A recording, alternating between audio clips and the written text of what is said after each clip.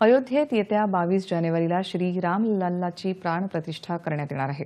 या पार्श्वभूमीवर आजपासून 22 जानेवारीपर्यंत देशभरात व्यापक स्वच्छता अभियान राबवण्यात येणार आहे। या अभियानांतर्गत सगळ्या मंदिर परिसरात स्वच्छता केली जाणार आहे।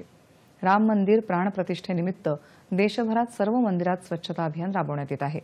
केंद्रीय मंत्री अश्विनी वैष्णव यांनी ओदिशातल्या बालेश्वर मंदिरात झाडेश्वर मंदिराला भेट देऊन पूजा अर्चना केली। यावेळी वैष्णव यांनी मंदिर परिसरात राबवण्यात आलेल्या स्वच्छता अभियानात देखील सहभाग घेतला। केंद्रीय राज्यमंत्री मीनाक्षी लेखी यांनी नवी दिल्लीत आयोजित स्वच्छता अभियानात श्रमदान केलं।